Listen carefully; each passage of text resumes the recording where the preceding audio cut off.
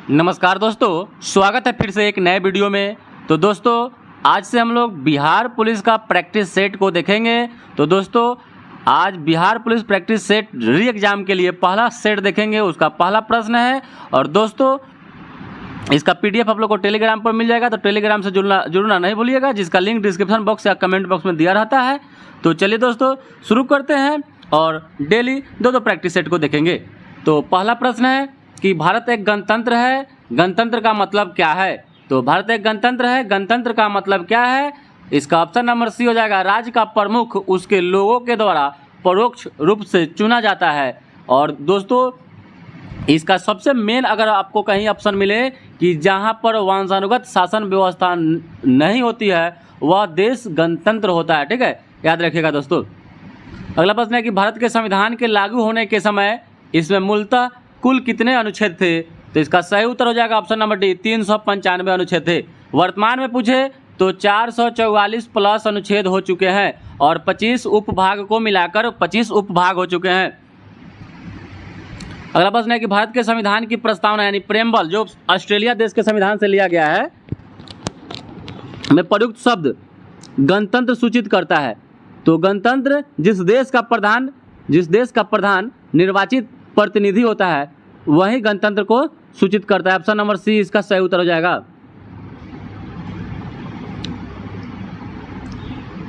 अगला प्रश्न है कि राष्ट्रपति और उपराष्ट्रपति दोनों की अनुपस्थिति में भारत के राष्ट्रपति का कार्यभार कौन संभालता है? तो यह भारत के मुख्य न्यायाधीश संभालते हैं। ठीक है, मुख्य न्यायाधीश संभालते हैं। अगला प्रश्न है कि भगौड़ा आर्थिक अपराधी विधेयक 2017 किस मंत्रालय के द्वारा पेश किया गया? भगौड़ा आर्थिक अपराधी विधेयक 2017 के बाद कोई भी बैंक से पैसा लेकर और देश छोड़कर भाग नहीं जाएगा। ठीक है, इससे पहले बहुत सारा भाग गया है। ठीक है, तो इसी को देखते हुए 2017 में वित्त मंत्रालय ने यह पेश किया था विधेयक। अगला प्रश्न है कि इनमें से कौन से भारतीय प्रधानमंत्री ने संसद का सामना नहीं किया? कहने का मतलब कि संसद में एक बार भी नहीं गए, तो वो अपना चरण यानी पैर नहीं रखे, तो याद रखिएगा चौधरी चरण सिंह नहीं रखे थे। अगला प्रश्न है कि भारतीय संविधान के किस अनुच्छेद में वित्तीय आपातकाल से संबंधित प्रावधान वर्णित है? तो वित्तीय आपातकाल से प्रावधान है अनुच्छेद 360 में। और वित्तीय आपातकाल भारत में एक बार भी लागू नहीं हुआ है और यह अमेरिका देश के संविधान से लिया गया है, वहीं पर 352 राष्ट्रीय आपातकाल और 356 राष्ट्रपति शासन यह जर्मनी के बेइमर संविधान से लिया गया है। अनुच्छेद 72 में राष्ट्रपति क्षमादान की क्षमता उनके पास है। अगला प्रश्न है किस विधि अधिकारी के पास संसद के दोनों सदनों में बोलने का अधिकार है? तो यह है महान्यायवादी अटॉर्नी जनरल, और यह भारत के सबसे बड़े विधि अधिकारी होते हैं। और अगर भारत और मान लीजिए दूसरे किसी देश से अगर लड़ाई होता है या केस हो जाता है तो उसमें वकील यानी केस लड़ने का काम यही महान्यायवादी अटॉर्नी जनरल करते हैं। ठीक है, और महान्यायवादी आर्टिकल 76 के तहत भारत में एक महान्यायवादी होते हैं। ठीक है, और यह दोनों सदन में यानी लोकसभा और राज्यसभा में बोल सकते हैं, लेकिन वोट नहीं देने का इनको अधिकार है, वह आर्टिकल 88 के तहत है। ये भी बात याद रखिएगा। अगला प्रश्न है कि भारत में राज्य पुनर्गठन आयोग की स्थापना कब हुई थी? तो यह राज्य पुनर्गठन आयोग की स्थापना 1953 ईस्वी में हुआ था। 1953 ईस्वी में हुआ था। अगला प्रश्न है कि आकाशगंगा की निकटतम स्पाइरल गैलेक्सी कौन सी है? तो आकाशगंगा की निकटतम स्पाइरल गैलेक्सी का नाम है एंड्रोमेडा गैलेक्सी। अगला प्रश्न है किस ग्रह का नाम किसी रोमन देवी के नाम पर रखा गया है? तो रोमन देवी के नाम पर शुक्र ग्रह का नाम रखा गया है। और बुध और शुक्र के पास कोई भी उपग्रह नहीं यानी 0 उपग्रह है। ठीक है, और शनि और बृहस्पति में हमेशा टक्कर होते रहता है कि किसके पास ज़्यादा है। तो अभी वर्तमान में बृहस्पति को पछाड़कर शनि में सबसे ज़्यादा उपग्रहों की संख्या हो गई है। पृथ्वी के पास एकमात्र उपग्रह है जिसका नाम है चंद्रमा, जिसके अध्ययन को सेलेनोलॉजी कहते हैं और जिसको जीवाश्म ग्रह भी कहते हैं। भी बात याद रखिएगा। अगला प्रश्न है कि ग्लोब पर अक्षांश की सबसे लंबी रेखा इनमें से कौन सी है? तो उत्तरी ध्रुव वृत्त, कर्क रेखा, मकर रेखा, भूमध्य रेखा। तो सबसे लंबी रेखा भूमध्य रेखा हो जाएगा। मकर रेखा 23.5 डिग्री दक्षिणी अक्षांश को कहते हैं। कर्क रेखा 23.5 डिग्री उत्तरी अक्षांश को कहते हैं, जो भारत के 8 राज्यों से होकर गुजरती है। और कर्क रेखा को 2 बार माही नदी काटती है। वहीं पर मकर रेखा को 2 बार लिम्पोपो नदी काटती है। बात याद रखिएगा। और भूमध्य या विषुवत रेखा को जायरे काटती है 2 बार। अगला प्रश्न है कि निम्नलिखित में से कौन सी विश्व की सबसे बड़ी खारे पानी की झीलों में से एक है। तो खारे पानी की झील पूछ रहा है, तो सबसे बड़ी खारे पानी की झील हो जाएगा कैस्पियन सागर। वहीं पर आपसे पूछे कि मृत सागर क्या है, तो सबसे ज़्यादा लवणता इसमें पाई जाती है, लवणता। और इससे भी ज़्यादा अगर एक ऑप्शन में रहे, तुर्की का एक वान झील है, तुर्की का एक वान झील जिसमें 330% लवणता पाई जाती है। अगला प्रश्न है कि भारत देश का दक्षिणतम बिंदु कौन सा है। तो दक्षिणतम बिंदु पूछ रहा है, तो यहाँ जाएगा इंदिरा पॉइंट हो जाएगा, इंदिरा पॉइंट। वही कहाँ पर है, तो अंडमान और निकोबार में है। वहीं पर आपसे पूछे कि उत्तरी बिंदु, तो इंदिरा कॉल हो जाएगा जो जम्मू कश्मीर में है। अगला प्रश्न है कैलाश पर्वत निम्नलिखित में से किस क्षेत्र में स्थित है। तो कैलाश पर्वत क्षेत्र पूछ रहा है, तो यहाँ तिब्बत क्षेत्र हो जाएगा, तिब्बत की राजधानी लहासा हो जाएगा। अगला प्रश्न है कि इनमें से कौन सा ब्रह्मपुत्र नदी का उद्गम स्थल है। तो ब्रह्मपुत्र मानसरोवर झील, तिब्बत के मानसरोवर झील से निकलती है। वहीं पर गंगोत्री से गंगा निकलती है, गंगा भारत के 5 राज्यों से होकर गुजरती है, ठीक है, और बंगाल की खाड़ी में जाकर गिर जाती है। अगला प्रश्न है कि इनमें से किसे मिल्क मैन ऑफ इंडिया कहा जाता है। तो मिल्क मैन ऑफ इंडिया यानी श्वेत क्रांति के जनक डॉक्टर वर्गीज कुरियन को माना जाता है, जो 1970 के दशक में भारत में श्वेत क्रांति हुई थी। नेक्स्ट प्रश्न है कि राष्ट्रीय राजमार्ग 48 NH48 का विस्तार कहाँ से कहाँ तक है। तो NH48 का विस्तार दिल्ली से चेन्नई तक है, दिल्ली से चेन्नई तक है। वहीं पर आपसे पूछे कि सबसे लंबा राष्ट्रीय राजमार्ग पहले NH7 था, अभी वर्तमान में NH44 हो गया है, 44, याद रखिएगा, जिसकी लंबाई 3745 किलोमीटर है, 3745 किलोमीटर है। अगला प्रश्न है कि बोधिसत्व की अवधारणा इनमें से किससे संबंधित है। बोधिसत्व की अवधारणा, तो बोधिसत्व की अवधारणा हो जाएगा महायान बौद्ध धर्म से हो जाएगा। और बौद्ध धर्म का ही एक शाखा है, ठीक है, बौद्ध धर्म के 3 शाखाएं थी, महायान, हीनयान और बज्रयान, ये भी याद रखिएगा, जो बाद में 7वीं शताब्दी में इसको खत्म हो गया। और यहीं पर महायान और हीनयान जो था, यह चतुर्थ बौद्ध संघ थी, जो कनिष्क के शासनकाल में कुंडलवन जम्मू कश्मीर में हुआ था। वहीं पर यह दो भागों में बट गया था। तो बोधिसत्व महायान बौद्ध धर्म से हो जाएगा, याद रखिएगा। नेक्स्ट प्रश्न है किस राजा की राजधानी मुद्रा राक्षस नाटक का विषय है। तो मुद्रा राक्षस के पहले लेखक जान लेते हैं, तो विशाखदत्त हैं, और विशाखदत्त ने चंद्रगुप्त मौर्य को मुद्रा राक्षस के बारे में बताया है। नेक्स्ट प्रश्न है कि राजतरंगिणी के लेखक कौन है। तो राजतरंगिणी के लेखक कलहन है, जिस राजतरंगिणी में कश्मीर के इतिहास के बारे में जानकारी मिलती है, और कश्मीर में 1 से लेकर 5 तक जो शासन किए राजाओं के उसके बारे में भी जानकारी मिलती है, जैसे लोहार वंश भी है, जैसे संग्राम राज, ये सभी की जानकारी वहाँ मिलती है। अगला प्रश्न है कि अजंता की गुफाएं कहाँ अवस्थित है। अजंता की गुफाएं यह महाराष्ट्र के औरंगाबाद जिले में है, और एलोरा की भी वहीं पर है, याद रखिएगा, अजंता और एलोरा दोनों वहीं पर है। अगला प्रश्न है कि अलबरूनी ने अपनी पुस्तक किताब उल हिंद का मतलब मीन मकाला किस भाषा में लिखा है। तो यह अरबी भाषा में लिखा है, अरबी भाषा में लिखा है। अगला प्रश्न है कि कुतुब मीनार जो दुनिया की सबसे ऊंची ईंटों की मीनार है, इसका निर्माण 1193 ईस्वी में दिल्ली सल्तनत के किस संस्थापक के आदेशों के तहत किया गया था। तो इसका सही उत्तर हो जाएगा कुतुबुद्दीन ऐबक। और कुतुबुद्दीन ऐबक मोहम्मद गोरी का गुलाम था, और कुतुबुद्दीन ऐबक को लाख बख्श भी कहा जाता था, क्योंकि वह दिनों में लाखों का दान देता था। और कुतुबुद्दीन ऐबक ने इसको आदेश दिया था कुतुब मीनार को बनाने के लिए, लेकिन इसको पूरा कार्य करवाया था इल्तुतमिश, जो इल्तुतमिश का दामाद था, ठीक है। और अगर पूछे कि कुतुब मीनार के 5वें मंजिल का निर्माण तो FST ने करवाया था। नेक्स्ट प्रश्न है कि शेर शाह सूरी का मकबरा कहाँ स्थित है। तो शेर शाह सूरी का मकबरा सासाराम में है, सासाराम रोहतास जिला में पड़ता है। शेर शाह सूरी का मकबरा जो है वो 8 अष्टकोणीय आकार का है। अगला प्रश्न है कि अहमद शाह अब्दाली भारत के किस एशियाई देश से आया था। तो अहमद शाह अब्दाली भारत पर 8 बार आक्रमण किया था, या अफगानिस्तान से आया था। अगला प्रश्न है कि अकबर के द्वारा निर्मित पंचमहल कहाँ अवस्थित है। तो अकबर ने पंचमहल जो बनवाया है वो फतेहपुर सीकरी में है, फतेहपुर सीकरी में है।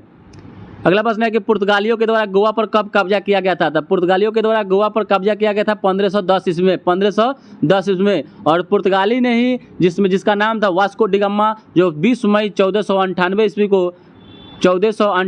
को भारत की समुद्री मार्ग की खोज की, याद रखिएगा, भारत की खोज, तो इससे पहले तो भारत था ही, लेकिन समुद्री मार्ग की खोज की थी।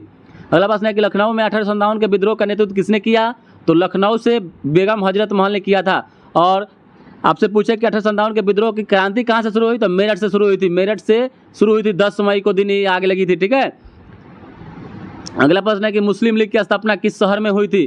तो मुस्लिम लीग की स्थापना ढाका में हुआ था, 1504 ईस्वी में हुआ था, याद रखिएगा दोस्तों, मुस्लिम लीग की स्थापना। और आगा खां और सलीमुल्लाह खां के द्वारा इसका स्थापना किया गया था 1905 ईस्वी हो जाएगा दोस्तों, 1905 ईस्वी, सॉरी 1905 में हुआ था मुस्लिम लीग की स्थापना।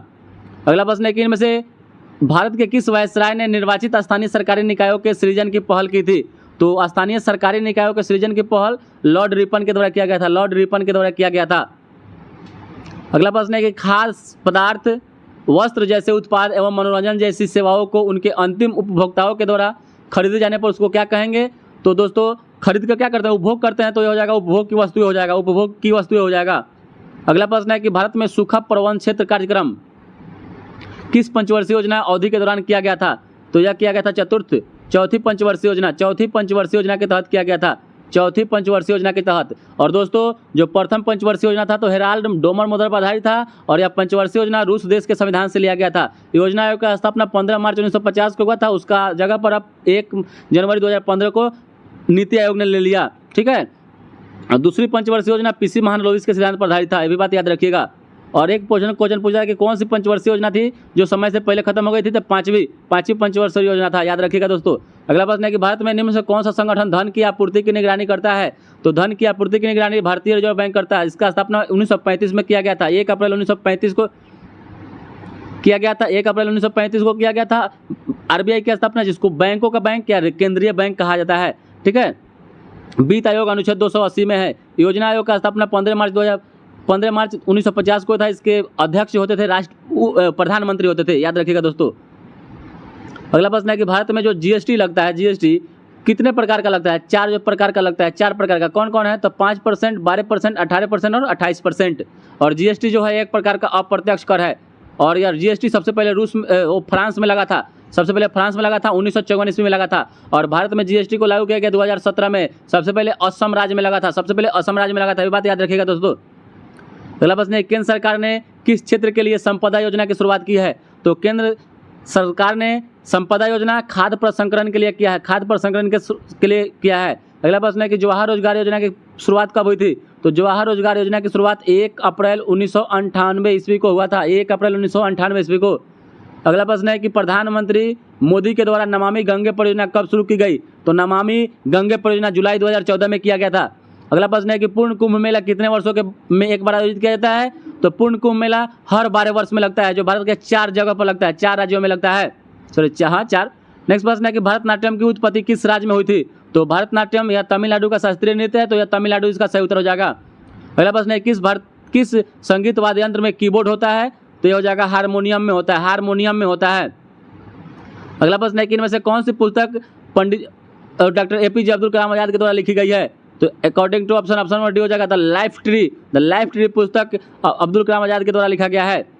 और दोस्तों ए, सी और बी, रिब्यूटिंग इंडिया, अनटचेबल इंडिया और इमर्जिंग इंडिया, आपको कमेंट में बॉक्स में बताना है कि यह किसके द्वारा लिखी गई है, जरूर करिएगा दोस्तों कमेंट। अगला प्रश्न है कि अल्फ्रेड नोबेल पुरस्कार की स्थापना करने वाला अल्फ्रेड नोबेल ने किस चीज़ का आविष्कार किया था? तो यह डायनामाइट का आविष्कार किया था, डायनामाइट का आविष्कार किया था। नोबेल पुरस्कार की शुरुआत 1901 में हुई थी। नोबेल पुरस्कार 6 क्षेत्रों में दिया जाता है, जिसमें शांति का जो पुरस्कार दिया जाता है, शांति का पुरस्कार दिया जाता है वह ओस्लो से दिया जाता है, नॉर्वे की जो राजधानी है ओस्लो, ठीक है, ओस्लो से दिया जाता है, बाद बाकी सभी स्कॉटलैंड से दिया जाता है। अगला प्रश्न है कि यूनिसेफ का मुख्यालय कहाँ है? तो यूनिसेफ जो बच्चों के देखभाल में काम करती है, उसका मुख्यालय न्यूयॉर्क में है। वहीं पर इसी के मिलत जुला शब्द है यूनेस्को, उसका मुख्यालय कहाँ है? पेरिस में है। अगला प्रश्न है कि अंतरिक्ष में जाने वाले पहले भारतीय कौन थे? तो अंतरिक्ष में जाने वाले पहले भारतीय राकेश शर्मा थे, Rakesh Sharma, squadron leader Rakesh Sharma. Next प्रश्न है कि RAW रॉ का पूरा अर्थ क्या होता है? यानी रॉ का फुल फॉर्म पूछ रहा है, तो रिसर्च एंड एनालिसिस विंग होता है। ऑप्शन नंबर 20 का सही उत्तर हो जाएगा। अगला प्रश्न है कि निम्नलिखित में कौन सा कंप्यूटर की सेंट्रल प्रोसेसिंग यूनिट यानी CPU की एक भाग है? तो इसका सही उत्तर हो जाएगा मेमोरी रजिस्टर हो जाएगा। CPU को कंप्यूटर का दिमाग भी कहा जाता है। नेक्स्ट प्रश्न है डैश एक कंप्यूटर स्क्रीन का सबसे छोटा प्रकाशिक क्षेत्र होता है? तो पिक्सल होता है, पिक्सल। अगला प्रश्न, नेटवर्क में संक्षिप्त संदेश जो एक स्टेशन से दूसरी स्टेशन को जाता है उसको क्या कहते हैं? तो इसको टोकन कहते हैं। अगला प्रश्न है किस तरह की फाइल में .png एक्सटेंशन होता है? तो यह इमेज फाइल में होता है, अगला प्रश्न है कि निम्नलिखित में कौन सा विकल्प टेस्ला नामक एसआई व्युत्पन्न इकाई में मापा जाता है? तो इसका सही उत्तर हो जाएगा चुंबकीय अभिवाह घनत्व। अगला प्रश्न है कि पानी के अंदर ध्वनिक संकेतों का पता लगाने के लिए किसका प्रयोग करते हैं? तो हाइड्रोफोन का प्रयोग करते हैं। पायरोमीटर से उच्च तापमान माप को मापा जाता है, अमीटर से विद्युत धारा को मापा जाता है। अगला प्रश्न है कि निम्नलिखित में कौन एक सदिश राशि है? सदिश राशि जिसमें दिशा और परिमाण दोनों होते हैं उसको सदिश राशि कहते हैं। इसमें से ऑप्शन नंबर डी हो जाएगा वैद्युत क्षेत्र एक। अब क्या हो जाएगा? सदिश राशि, जबकि विद्युत आवेश, विद्युत धारा और विद्युतीय फ्लक्स या अदिश राशि है। अगला प्रश्न है किसी पिंड के संवेग को उसके निम्न के गुणनफल के रूप में परिभाषित किया जाता है। तो संवेग को द्रव्यमान और वेग के गुणनफल यानी P=mv होता है। P=mv मास और वेलोसिटी के वेग के गुणनफल को कहते हैं संवेग। और संवेग और काइनेटिक एनर्जी में जो आपको फार्मूला कभी कभी आपसे पूछ देता है तो P²/2m होता है, याद रखिएगा दोस्तों। नेक्स्ट प्रश्न है कि जल वाष्प के पुनः जल के रूपांतरण की प्रक्रिया है तो निम्न से कौन सा शब्द का प्रयोग करते हैं? जल वाष्प के पुनः जल में रूपांतरण की प्रक्रिया हेतु निम्न से किस शब्द का प्रयोग करते हैं? तो यह संघनन, कंडेंसेशन का प्रयोग करते हैं। अगला प्रश्न है किसी प्रोटॉन का निम्नलिखित में से कौन सा गुण किसी चुंबकीय क्षेत्र में मुक्त गति करते समय परिवर्तित नहीं होता है? तो यह गति होता है। जो इसका चाल होता है, स्पीड होता है, गति, वह परिवर्तित नहीं होता है। अगला प्रश्न है कि निम्नलिखित घरेलू वस्तुओं में से किन में से सल्फ्यूरिक एसिड होता है? तो सल्फ्यूरिक एसिड बैटरी सेल में पाया जाता है, जबकि मक्खन में ब्यूटरिक एसिड, सिरका में एसिटिक एसिड पाया जाता है। अगला प्रश्न है कि किस गैस को उसकी ठोस अवस्था में शुष्क बर्फ भी कहा जाता है? तो शुष्क बर्फ ठोस कार्बन डाइऑक्साइड को कहा जाता है। अगला प्रश्न है कि विटीकल्चर के रूप में किसकी खेती को जानते हैं? तो विटीकल्चर के रूप में अंगूर की खेती को जानते हैं। अंगूर की खेती को जानते हैं। मछली प्रजनन, रेशम कीट का पालन सेरीकल्चर कहलाता है। नेक्स्ट प्रश्न है कि निम्नलिखित में से कौन से कोशिकाओं को आत्मघाती बैग यानी आत्महत्या की थैली कहा जाता है? तो आत्महत्या की थैली लाइसोसोम को कहा जाता है। इसका खोज डी डुवे के द्वारा 1955 इसमें किया गया था। डी डुवे। राइबोसोम को प्रोटीन की फैक्ट्री कहा जाता है। प्रोटीन की फैक्ट्री राइबोसोम को कहा जाता है। अगला प्रश्न है कि निम्नलिखित में किस वैज्ञानिक ने मटर के पौधे पर काम करते हुए वंशानुक्रम में मौलिक कानून की खोज की थी? तो यह ग्रेगर जोहान मेंडल के द्वारा किया गया था, जिसमें इनको 7 विलक्षण गुणों का पता लगा था। 7 विलक्षण गुणों का पता लगाया था और इनका संबंध ऑस्ट्रेलिया देश से है। ऑस्ट्रेलिया देश, याद रखिएगा, ऑस्ट्रेलिया नहीं, ऑस्ट्रेलिया। अगला प्रश्न है कि डैश किसान का मित्र कहा जाता है? तो केचुआ को किसान का मित्र कहा जाता है। यह जटिल कार्बनिक पदार्थ के टूटने के साथ साथ मिट्टी को ढीला करने में मदद करता है। तो केचुआ इसका सही उत्तर हो जाएगा। अगला प्रश्न है कि एक सर्वदाता का ब्लड ग्रुप क्या होता है? तो सर्वदाता O निगेटिव हो जाएगा। सर्वग्राही AB पॉजिटिव हो जाएगा, याद रखिएगा दोस्तों। अगला प्रश्न है कि शाकाहारी जीव खाद्य श्रृंखला में डैश पोषण स्तर बनाते हैं? तो हो जाएगा चौथा पोषण स्तर बनाते हैं, चौथा। अगला प्रश्न है कि अप्रैल 2023 में सौराष्ट्र तमिल समागम का आयोजन कहाँ किया गया था? तो यह गुजरात में किया गया था। कहाँ किया गया? गुजरात में किया गया था। अगला प्रश्न है कि अप्रैल 2023 में संगठन से समृद्धि किसी ग्रामीण महिला को पीछे नहीं छोड़ना अभियान किसके द्वारा शुभारंभ किया गया था? तो यह किया गया था दीनदयाल अंत्योदय योजना, राष्ट्रीय ग्रामीण आजीविका मिशन में इसको शुरू किया गया था। अगला प्रश्न है कि अप्रैल 2022 में भारत निर्वाचन आयोग ने किसे नए दल को राष्ट्रीय दल का दर्जा प्रदान किया? तो यह किया था आम आदमी पार्टी को। आम आदमी पार्टी की स्थापना 2012 में इसका स्थापना हुआ था। झाड़ू छाप इसका क्या है? झाड़ू छाप इसका चुनाव चिन्ह है। अगला प्रश्न है कि अप्रैल 2023 में इंडिया जस्टिस रिपोर्ट 2023 जारी की गई। इस रिपोर्ट में बड़े राज्यों की श्रेणी में शीर्ष किस राज्य ने प्राप्त किया? तो जस्टिस में तो सबसे ऊपर स्थान प्राप्त किया कर्नाटक ने। कर्नाटक अर्थ उच्च भूमि होता है। अगला प्रश्न है कि मार्च 2023 में मेघालय राज्य के विधानसभा चुनाव परिणाम जारी किए गए। इस चुनाव में सबसे अधिक सीटें किस दल को प्राप्त हुआ? तो इसमें प्राप्त हुआ था NPP, नेशनल पीपुल्स पार्टी को। अगला प्रश्न है कि मार्च 2023 में त्रिपुरा विधानसभा के चुनाव परिणाम जारी किए गए। इस विधानसभा चुनाव में भारतीय जनता पार्टी ने कितने सीटें जीती?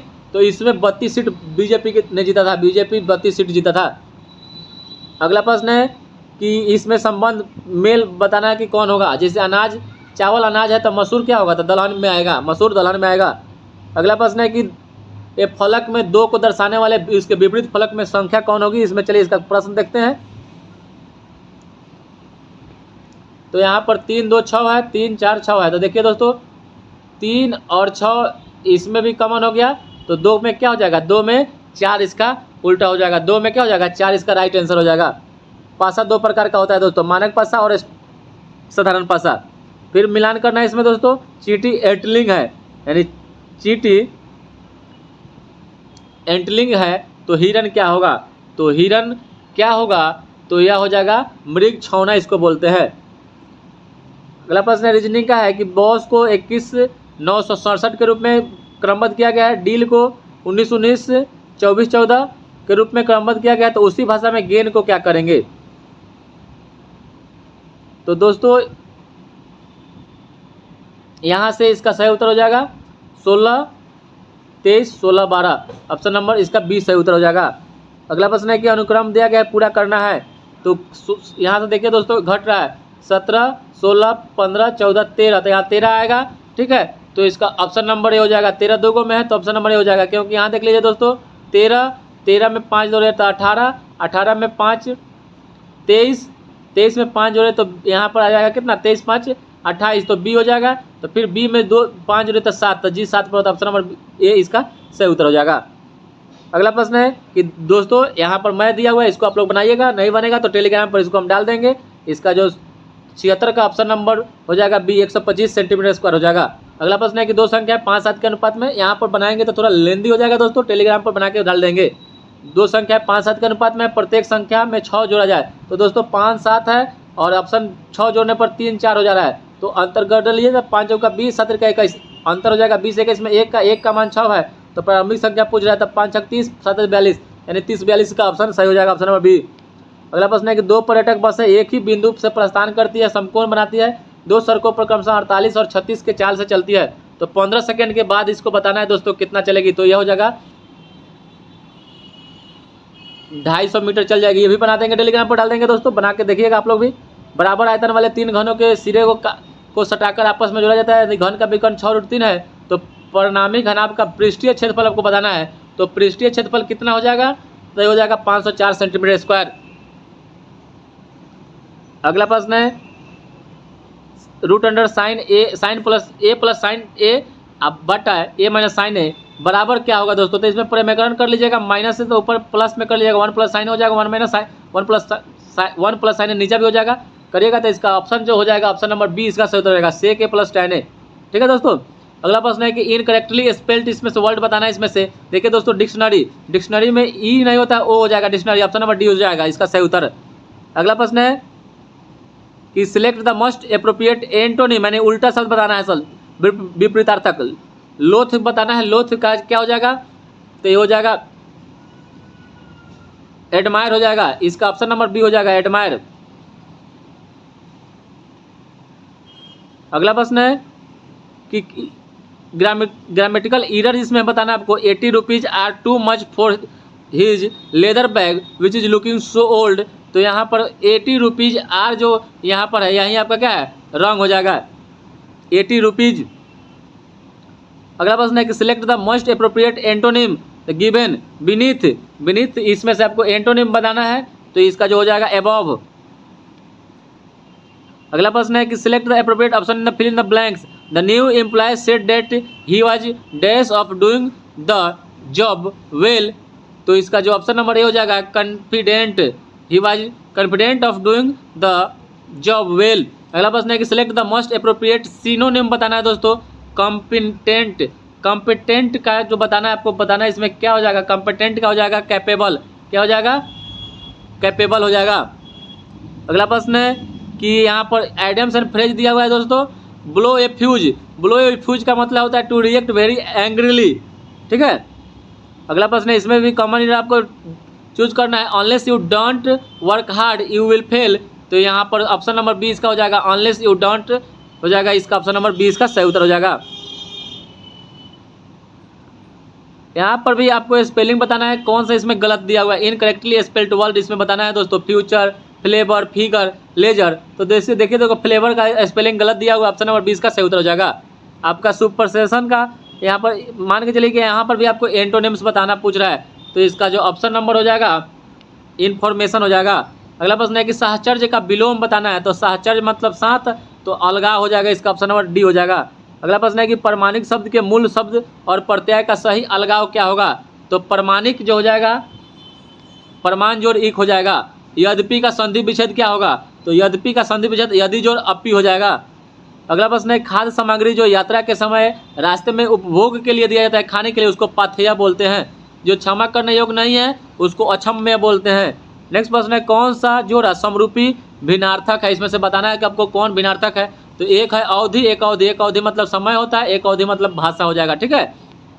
अगला प्रश्न है, अंक शब्द के अनेकार्थी शब्द समूह का चयन करता है। अंक शब्द का, तो अंक शब्द का इसमें से हो जाएगा गोद, संख्या, अध्याय। नेक्स्ट प्रश्न है कि एक का अर्थ घोड़ा है, इसमें से बताना है कौन? तुरंत, तरंग, तुरई, तुरंग। तो तुरंग का मतलब घोड़ा होता है। समीर का प्रवाची शब्द, तो हवा हो जाएगा, पवन हो जाएगा। ऑप्शन नंबर बी हो जाएगा। आटे दाल का भाव मालूम होना का मुहावरे का उचित अर्थ हो जाएगा कष्ट का अनुभव होना। तो दोस्तों आज 100 प्रश्नों का सेट हो गया। तो दोस्तों इसमें से बताइए आप लोग को मार्क्स कितना आया, इसमें से कितना प्रश्न आप लोग जान रहे थे, कितना नहीं जान रहे थे, कितना नया प्रश्न आप लोग को देखने को मिला। तो दोस्तों इसका PDF आप लोग को टेलीग्राम पर डाल दिया जाएगा। जितना हो सके दोस्तों का शेयर कर दीजिएगा। दोस्तों शेयर करना नहीं भूलिएगा दोस्तों। तो चलिए दोस्तों आज के लिए इतना ही, फिर मिलते हैं कल सुबह एक और सेट को लेकर।